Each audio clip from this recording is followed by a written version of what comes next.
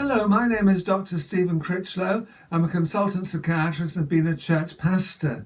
And what I'm doing is doing a series of talks on the topic of depression, and this is the second one.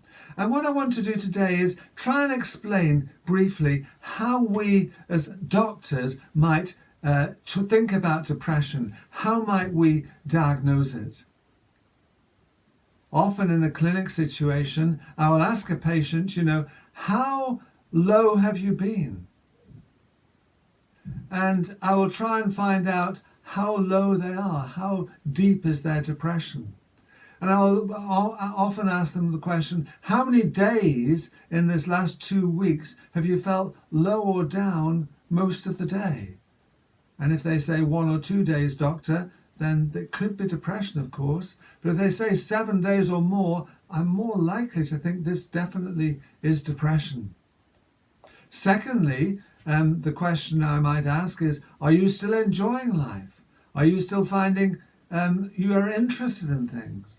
And usually the patient with depression will often have lost interest and lost enjoyment in most of what they're experiencing. And then, of course, there are other features as well. For example, they may be not able to sleep properly, sometimes waking up early. There may be loss of weight, significant loss of weight. They may be struggling with their appetite. They may be very agitated or very slowed down, and sometimes even in the facial features and in the way they look, you can recognize that there's a lowness in their facial features. They look down and their voice is often dropping and they're not expressing themselves. Their voice is very low. Sometimes they have no energy. They feel that they're tired all the time.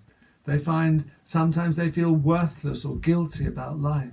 Sometimes they're not able to concentrate properly, and they may be having recurrent thoughts of death or suicide. And of course, in depression, it's important to find a way of asking about those things.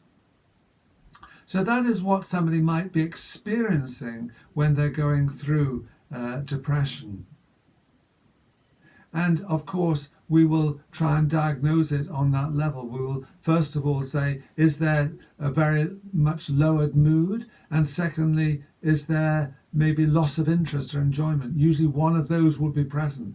And then some of the other features as well to make a diagnosis. At least 4 of those other features would be present to make sure that the diagnosis of depression is made. And of course, it's very important to make that diagnosis. It's very important diagnosis to make, because then, of course, we can offer treatment that might be effective for that depression. So that's basically how we might diagnose depression in a particular individual. Going back to the spiritual side just briefly, here we find in Psalm 6, David is crying out to the Lord, and he's saying to the Lord, I'm weary with my sighing. Every night I make my bed swim. I dissolve my couch with my tears. My eye has wasted away because of grief. It's become old because of my adversaries. But then he says this, the Lord has heard my supplication. The Lord receives my prayer. So here obviously David is going through a torrid time. He's really struggling with depression. He's basically saying his head is swimming. He's sighing every night. His mood is very, very low. And it's affecting him. His eyes wasted away. He's become old. He recognizes that things are not right in his life. And he feels as though he's weighed down. He's become old. He's really struggling with his feelings.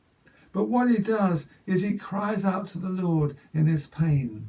And that's something we can all do. We can say, Lord, hear me in the midst of my struggles. Hear me in the midst of my pain. And he calls out to the Lord, and he recognizes that the Lord receives his prayer. The Lord hears his prayer.